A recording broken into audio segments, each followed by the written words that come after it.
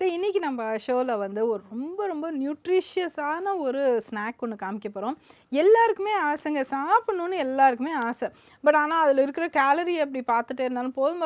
இப்போ ஹோட்டலில் புஃபேல போனோன்னா ஹோட்டல்லையாவது நிம்மதியாக போய் சாப்பிட்லான்னு பார்த்தா ஹோட்டலில் வந்து இது வந்து ஒரு சர்விங்க்கு 300 கேலரி, இது ஒரு சர்விங்க்கு 500 கேலரின்னு போட்டோன்னா நம்ம அப்படியே ஒரு ஸ்டெப் ஓகே அடுத்தது நம்ம போகிற மாதிரி ஆயிடுது. பட் இந்த ஸ்நாக் அப்படி இல்லைங்க.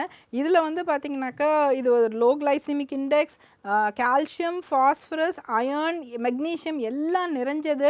Diabetic friendly, heart friendly. அது அவ்வளோ நியூட்ரிஷியஸானது. அப்படியாப்பட்ட என்ன ஒரு ஸ்நாக் அப்படின்ட்டுன்னு அப்படியாப்பட்ட அப்படி ஒரு நற்குணங்கள் நிறைஞ்ச ஒரு ஸ்நாக் என்னன்னு தேடும்போது இது வந்து லோட்டஸ் சீட்.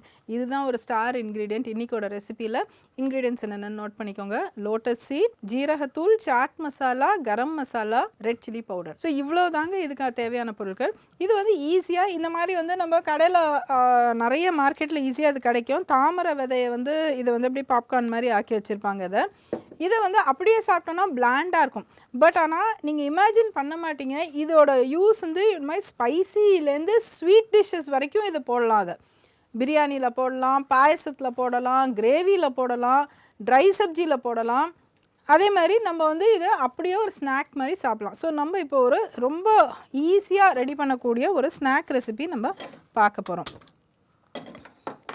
இதில் வந்து கொஞ்சோண்டு ஆயில் டெஃபினட்டாக இதுக்கு தேவை. ஏன்னா அந்த மசாலாலாம் இந்த இதில் நல்லா ஒட்டணும் இல்லையா, அதனால் இந்த இது எடுத்துகிட்டு இதில் ஆட் பண்ணிடுங்க. இந்த ஆயிலே வந்து நான் எடுத்துகிட்டு இதை கொஞ்சம் அப்படியே அதை அப்ளை பண்ணி மேலே எல்லா இடத்துலையும் அப்ளை பண்ணுற மாதிரி பண்ணிக்கலாம். அதை இது ரோஸ்ட் ஆயிடுச்சுன்னா ரொம்ப நல்லா வரும். அது கிறிஸ்பாக இருக்குங்க. அது அவ்வளோ கிறிஸ்பாக இருக்கும்.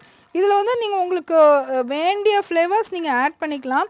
இப்போ ஃபார் எக்ஸாம்பிள் வந்து sir cream, onion, barbecue masala, என்ன மசாலா வேணாலும் நீங்கள் இதுக்கு ஆட் பண்ணி ஸ்நாக் மாதிரி ரெடி பண்ணிக்கலாம். குட்டி குட்டி பாட்டில்ஸில் நீங்கள் போட்டு லேபிள் பண்ணி வச்சுட்டிங்கன்னா குழந்தைங்கள்லேருந்து பெரியவங்க வரைக்கும், ஈவன் வீட்டில் இருக்கிற லேடிஸ் வந்து இந்த டீயோட சாப்பிட்றது, 11 o'clock சின்ன ஸ்நாக்ஸ் சாப்பிட்றதுக்கு வந்து ஒரு 5-6 பீஸை எடுத்து சாப்பிட்டாலே போதும்.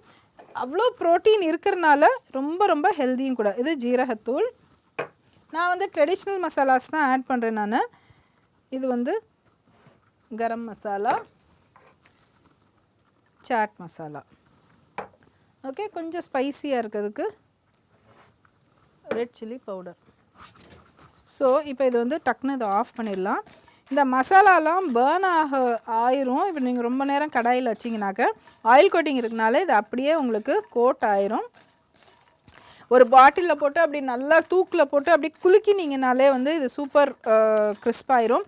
இதை பண்ணி ஒரு கிலோ பண்ணி வைக்கணுன்னே தேவையில்லை. இதை வந்து எப்பப்போ உங்களுக்கு வேணுமோ நீங்கள் இந்த ஒரு பாக்கெட்டை மார்க்கெட்லேருந்து வாங்கி, கடையிலேருந்து வாங்கி நீங்கள் வச்சுட்டு ஒரு 10-15 வச்சு கூட நீங்கள் அப்படியே நீங்கள் இந்த மாதிரி ட்ரை ரோஸ்ட் பண்ணி நீங்கள் சாப்பிட்டுக்கலாம். ரொம்ப ரொம்ப மினிமல் ஆயில் தாங்க வேணும். ஈவன் ப்ரஷ்ஷை வச்சு லைட்டாக தடவினாலே கூட போதும். ஆயில் இல்லாமல் கூட பண்ணிக்கலாம். பட் அது வந்து நீங்கள் ஓவன் இல்லைனா மைக்ரோவேவ் ஓவனில் வச்சு நீங்கள் வந்து ரோஸ்ட் பண்ணி எடுத்திங்கனாக்கா நீங்கள் அந்த மாதிரி பண்ணிக்கலாம். இதுலேயும் வந்து 10-12% வந்து ப்ரோட்டீன் இருக்குது இதில். அண்ட் ரொம்ப ரொம்ப ஹெல்தி ஸ்நாக்னால் அவ்வளோ ஹெல்தி ஸ்நாக் இது. ஓகே, ஸோ இதை எடுத்து சர்வ் பண்ணிடலாம்.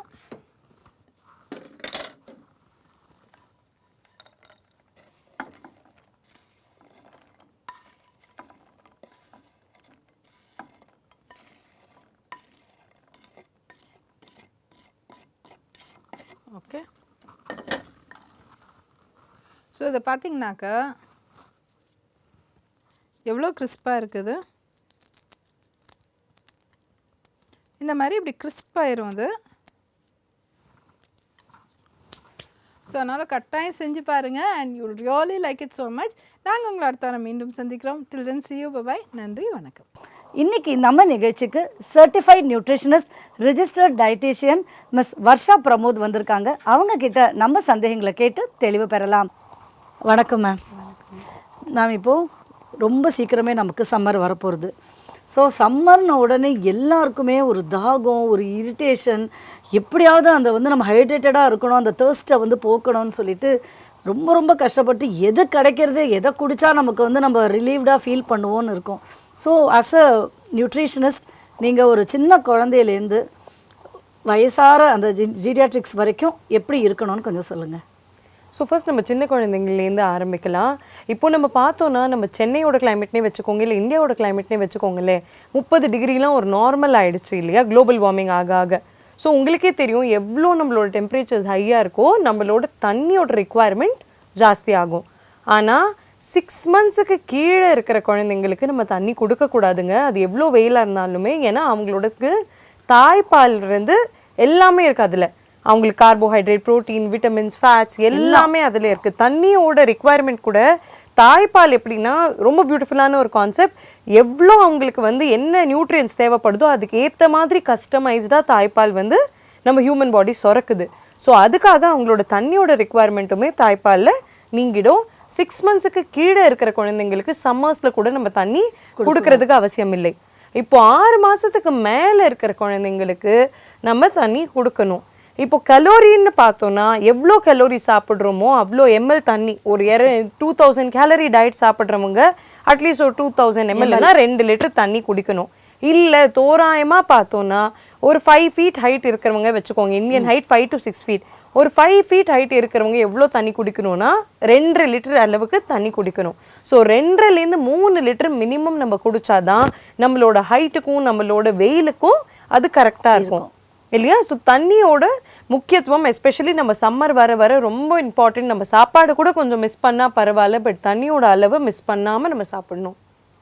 ரொம்ப அழகாக சொன்னீங்க. சரி, குழந்தைங்க அடுத்தது நெக்ஸ்ட் இப்போது சம்மர்னால் லீவ் விட்டுருவாங்க, உடனே பாய்ஸ் அண்ட் கேர்ள்ஸ் உடனே வெளியில் தான் விளையாடுவாங்க. கிரிக்கெட் கோச்சிங் போகிறேன்னுவாங்க, பேட்மிண்டன். ஸோ அது எல்லாமே ஒன்று க்ளோஸ்டு என்விரான்மெண்ட்டில் இருக்கும், இல்லை வெயிலில் இருக்கும். ஸோ அவங்களுக்கும் பயங்கரமான தாகம் எடுக்கும். அப்போ அவங்க என்ன பண்ணுவாங்க, இப்போ ரொம்ப ஈஸி, எல்லா இடத்துலையுமே ரெடிலி அவைலபிள் இல்லையா. நம்ம வந்து ஒரு ஃப்ரூட் ஜூஸ் கடைக்கு போனால் வித் எக்ஸசிவ் சுகரோட ஒரு ஃப்ரூட் ஜூஸ் கிடைக்கும், இல்லைனாக்கா நம்ம ஏரேட்டட் ட்ரிங்க்ஸ், இதெல்லாம் ரொம்ப ஈஸியாக கிடச்சி அவங்க நினச்சிப்பாங்க உடனே நமக்கு தேர்ஸ்ட்டு போயிடுதுன்னு சொல்லிட்டு. ஸோ அவங்களுக்கு நீங்கள் என்ன பண்ணலான்னு சொல்வீங்க? ஸோ நம்ம பார்த்தோன்னா இந்த அட்வர்டைஸ்மெண்ட் தாங்க மெயின் கெடுதல் அப்படின்னு சொல்லுவேன் நான். இன்ஸ்டண்ட்டாக நம்ம கிரவுண்டில் விளையாடுறோம், உடனே வந்து ஒரு ஜூஸ் குடித்தா நம்மளுக்கு வந்து எனர்ஜி வந்துடும், இல்லை ஒரு குளுக்கோஸ் குடித்தா எனர்ஜி வந்துடும் அப்படின்னு. எவ்வளோத்துக்கு எவ்வளோ நம்ம சுகர்ஸ் குடிக்கிறோமோ அவ்வளோத்துக்கு அவ்வளோ நம்ம உடம்புலேருந்து தண்ணி இன்னும் எக்ஸஸாக வெளில போகும், டீஹைட்ரேஷன் ஜாஸ்தி ஆகும். நம்ம நினைக்கிறோம் ஹைட்ரேட்டடாக இருப்போம். ஆமாம், பட் சுகர் வந்து டீஹைட்ரேஷன் கொடுக்கும். ஸோ நிறைய சர்க்கரை இருக்கிற fruit juices, and fruit juices எப்போவுமே நான் சொல்லுவேன் அது வந்து சர்க்கரை, கலர் அண்ட் லிக்விடுக்கு தான் நம்ம குடிக்கிறோம். ஒரு ஜூஸ் நீங்கள் ஃப்ரூட்டை வந்து ஜூஸாக போட்டிங்கன்னா நார் சத்து போயிடும். நார் சத்து போயிடுத்துன்னா ஆல்ரெடி உங்களுக்கு வந்து அது ஒரு low fibre drink, it's just for colour and taste. So டேஸ்ட்டாக இருக்கிறது வந்து குடிக்காதீங்க. நான் எப்போவுமே சொன்னது வந்து பல் இருக்கிறவங்க ஜூஸ் போட்டு குடிக்காதீங்க, கடிச்சு சாப்பிடுங்க உங்களோட ஃப்ரூட்ஸை. இல்லை நான் வெளில போயிருக்கேன், எனக்கு ரொம்ப டீஹைட்ரேஷன் ஆகிடுச்சு, என்ன பண்ணலாம் அப்படின்னா சுகர் கேன் ஜூஸ் ஃப்ரெஷ்ஷாக போட்டு நம்ம சாப்பிட்லாம். Lemon juice without sugar, again lemon juice எடுத்தாலே எல்லாரும் ஃபஸ்ட்டு சொல்கிறது வித் சுகர் அப்படின்னு. So lemon juice without sugar போட்டு நீங்கள் பண்ணலாம். Few pinches of salt and pepper போடலாம், ஏன்னா நம்மளுக்கு நிறைய டீஹைட்ரேஷன் இருக்குது. ஸோ அது பண்ணலாம் லெமன் ஜூஸில். பானகம் குடிக்கலாம், சின்ன பசங்களாக இருந்தாங்களா பானகம் நம்ம பண்ணலாம், ட்ரெடிஷ்னல் ட்ரிங்க், சம்மர் ட்ரிங்க். அதுக்கப்புறம் பார்த்தீங்கன்னா நம்ம இந்த மோர் போட்டு குடிக்கலாம். மோர்லேயே நீங்கள் சியா சீட்ஸ் போட்டிங்கன்னா இன்னும் நல்ல ஹைட்ரேஷன், நல்ல ஃபைபர் வரும் நம்மளுக்கு, அது பண்ணலாம். நெக்ஸ்ட்டு வந்து வெஜிடபிள் ஜூஸஸ், நீங்கள் ஜூஸ் குடிக்கிறதுக்கு ரொம்ப உங்களுக்கு விருப்பம் அண்ட் சின்ன பசங்க வேறு எந்த ஜூஸஸும் குடிக்க மாட்டாங்கன்னா வெஜிடபிள் ஜூஸஸ், கேரட் ஜூஸ். அதே மாதிரி கேரட் ஜூஸ்லையும் மிஸ்டேக், நம்ம என்ன பண்ணுவோம் வடிகட்டிடுவோம், வடிகட்டக்கூடாது. So spinach juice, palak juice இருக்குது, கேரட் ஜூஸ் இருக்குது, பீட்ரூட் ஜூஸ் இருக்குது, இதெல்லாம் குடிக்கலாம். ஆனால் இது வடிகட்டாமல் குடிக்கணும், அப்போ தான் நார் சத்து சேரும். ஸோ அது வந்து ரொம்ப ரொம்ப இம்பார்ட்டண்ட். இந்த ஜூஸஸ் நம்ம எடுக்கலாம். Very nice. ஸோ வயசானவங்க அவங்க எவ்வளோத்துக்கு எவ்வளோ ஜூஸ் அவாய்ட் பண்ணுறாங்களோ அவங்களோட சுகர்ஸுக்கு நல்லது, அவங்களோட ஹார்ட் ப்ராப்ளம்ஸ்க்கு நல்லது. ஸோ அவங்கள பொறுத்த வரைக்கும் மோர் கொடுக்கலாம். சுகர் கேன் ஜூஸ் வாரத்துக்கு 2 தடவைக்கு மேலே வேண்டாம். நிறைய வந்து இளநீர் கொடுக்கலாம். அதே மாதிரி என்கிட்ட பேஷண்ட்ஸ் கேட்பாங்க, இளநீர்னால சுகர் ஷூட்டப் ஆகிடும், நான் என்ன பண்ணுவேன்? இளநீர்னால சுகர் ஷூட்டப் ஆகாது. நீங்கள் தாராளமாக சம்மர் ஃபுல்லாக, ஈவன் வின்டர்ஸில் கூட நம்ம டெய்லி ஒரு இளநீர் குடிக்கலாம். ஸோ அதுக்கு எந்த விதமான ப்ராப்ளமும் இல்லை. இளநீர் நீங்கள் குடிச்சிக்கிட்டிங்கன்னா சேம் ஹைட்ரேஷன் கிடைக்கும். அண்ட் ஒரு கிளாஸ் தண்ணி ஸ்கிப் பண்ணி நீங்கள் எக்ஸ்ட்ரா மோர் கூட எடுத்துக்கலாம். அதுவும் உங்களுக்கு ஹைட்ரேட்டடாக இருக்கும். ஸோ எல்லா லிக்விடும் சேர்த்து நம்மளோட ஹைட்டுக்கு ஏற்ற மாதிரி நம்ம சாப்பிடலாம். ஆமாம் ஆமாம். ஓகே. ஸோ இப்போ நீங்கள் நம்ம பேசும்போது லெமன் ஜூஸ் சொன்னீங்க. ஒரு இது இருக்க மாதிரி விட்டமின் சி ஃபுல்லுமே நமக்கு லெமனில் கிடச்சிருது இல்லையா? இப்போ லெமன் பார்த்தீங்கன்னா 100 கிராம் லெமனில் கூட 30 mg விட்டமின் சி தான் இருக்குது. ஆனால் ஒரு நாளைக்கு தேவையான ரிக்குவயர்மெண்ட்ஸ் ஜாஸ்தி. ஸோ லெமன் வந்து என்ன பண்ணலாம் அப்படின்னா, நம்மளோட சாப்பாடில் அயர்ன் இருக்கும் இல்லையா, அதை அப்சார்ப் பண்ணுறதுக்கு நம்ம ட்ரெடிஷ்னலாக பார்த்தீங்கன்னா எது வந்து ரொம்ப காரமாக இல்லை அயன் ரிச் ஃபுட் இருக்கோ அதில் தான் நம்ம லெமன் பிழிஞ்சு சாப்பிட்ற மாதிரி நம்மளோட ட்ரெடிஷ்னல் ரெசிபி எல்லாம் இருக்குது. ஓகேங்களா? ஸோ அந்த மாதிரி நம்ம சாப்பிட்றோம், தட்டில் பரிமாறுறோம் அப்போனா ஒரு ½ பீஸ் லெமன் வச்சுக்கோங்க. ஸ்குவீஸ் பண்ணி உங்களோட வெஜிடபிள்ஸ், தால்ஸ், கிரேவிஸ் அதிலெல்லாம் ஆட் பண்ணுங்கள். இல்லை என்னோட விட்டமின் சி எப்படி மீட் பண்ணணும்னு பார்த்தீங்கன்னா நெல்லிக்காய் இன்ட்ரடியூஸ் பண்ணுங்கள். அதே மாதிரி குக் பண்ண நெல்லிக்காய் விட்டமின் சி ரிச் இல்லை. ஸோ முடிஞ்ச அளவுக்கு பச்சை நெல்லிக்காவா இல்லை ரொம்ப புளிக்குதுன்னா ஜூஸ் போட்டு பண்ணலாம். But maximum grinding, juicing, cooking avoid பண்ணுங்க. வெறுமையாக கடிச்சு சாப்பிட்டீங்கன்னா மேக்ஸிமம் ஒரு நாளைக்கு தேவையான விட்டமின் சி அந்த நெல்லிக்காயிலேருந்து ஒரு நெல்லிக்காயிலே கிடச்சிடும். Okay, fine.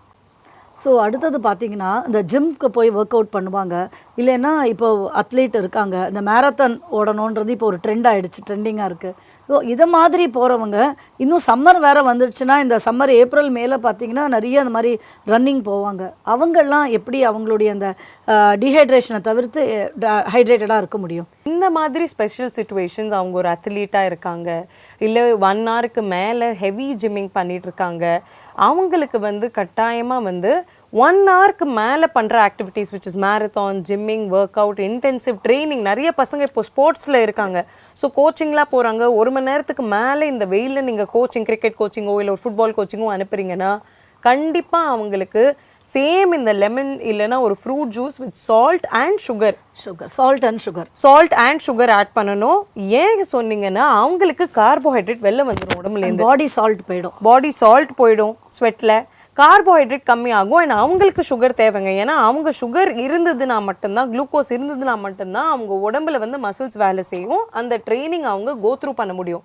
ஸோ ஞாபகம் வச்சுக்கோங்க, 1 ஹவருக்கு மேலே பண்ணுற ஆக்டிவிட்டீஸ்க்கு மட்டும் நம்ம வந்து வெரி மினிமல் ஒரு spoon of sugar, like again வெல்லம் ஆட் பண்ணலாம், இல்லைன்னா வந்து பனக்கல்கண்டு, பனை சர்க்கரை அந்த மாதிரி ஆட் பண்ணிட்டு நம்ம பண்ணலாம். ஸோ பாம் சுகர் கூட, கோகனட் சுகர் கூட நம்ம யூஸ் பண்ணிக்கலாம். ஸோ அவங்களுக்கு 1 ஸ்பூன் போட்டுட்டு and even 2 to 3 pinches of salt தாராளமாக அவங்களோட ஜூஸஸில் நம்ம சேர்த்துக்கணும்.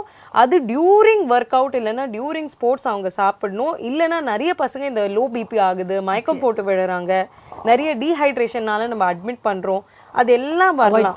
ஸோ இந்த மாதிரி இன்டென்ஸ் ஆக்டிவிட்டீஸ்க்கு கண்டிப்பாக நம்ம வந்து இந்த மாதிரி சால்ட் அண்ட் சுகர் போட்டுட்டு நம்ம கொடுக்கலாம். அவங்களுக்கு நடுவில் இளநீர் இஸ் ஆல்சோ ஓகே. ஸோ இளநீர் கூட அவங்க 1 டம்ளர் பேக் பண்ணிட்டு போகலாம்.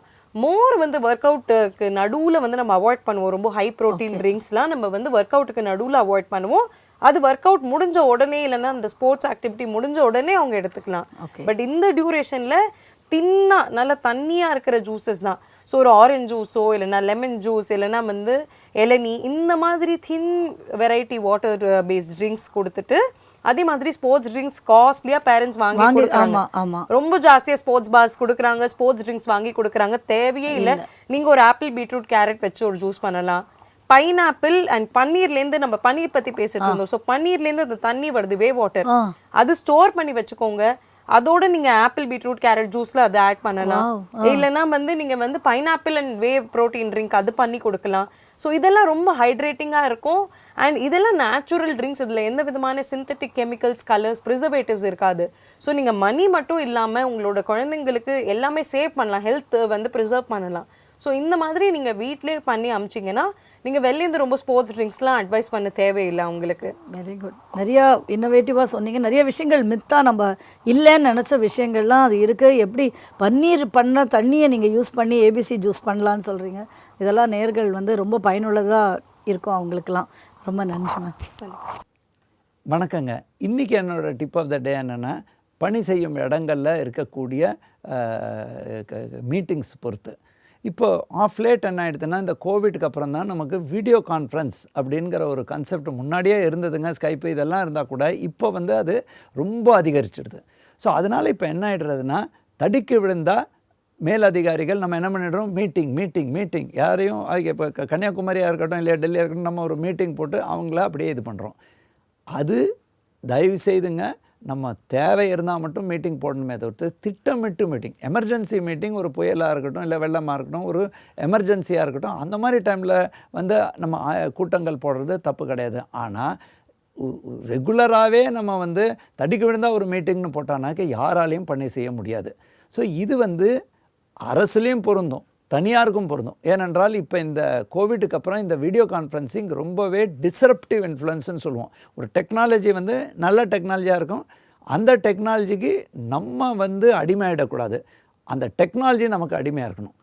இன்னொன்று இதோடு சேர்ந்து ரெண்டாவது டிப் என்னென்னா, நம்ம ஒரு பொசிஷனில் இருக்கோம், நமக்காக மக்கள் காத்துட்ருக்காங்கன்னா அவங்களை காக்க வைக்காமல் நம்ம உடனுக்குடன் அனுப்பி வைக்கிறதுக்கு ஒரு முயற்சி செய்யணும். இப்படி செஞ்சாலே என்னன்னா அந்த நிர்வாகத்துக்கும் நல்ல பேர் வரும். நம்ம நடக்கக்கூடிய அண்டு தயவுசெய்து நினைங்க, நாங்கள் கவர்மெண்ட்டில் இருக்கிறதுனால அரசுக்கு பொருந்தும் டிப் இல்லை, இது எல்லா துறைக்கும் பொருந்தக்கூடிய டிப்பு. ஏனென்றால் இன்றைக்கி வந்து வங்கிகளாக இருக்கட்டும், சர்வீஸ் செக்டராக இருக்கட்டும், எங்கே இருந்தாலும் மற்றவர்களை காக்கக்கூடிய சில நேரத்தில் நேர்வுகள் யதார்த்தமாக ஏற்படுறது சில லெவல்ஸில். அதை தயவுசெய்து தவிர்க்க வேண்டும் என்றது தான் என்னோட டிப் ஆஃப் த டே இன்றைக்கி. நன்றி, வணக்கம். என்ன நேயர்களே, நிகழ்ச்சி மிகவும் பயனுள்ளதாக இருந்தது இல்லையா? மீண்டும் அடுத்த வாரம் சந்திப்போம். நன்றி, வணக்கம்.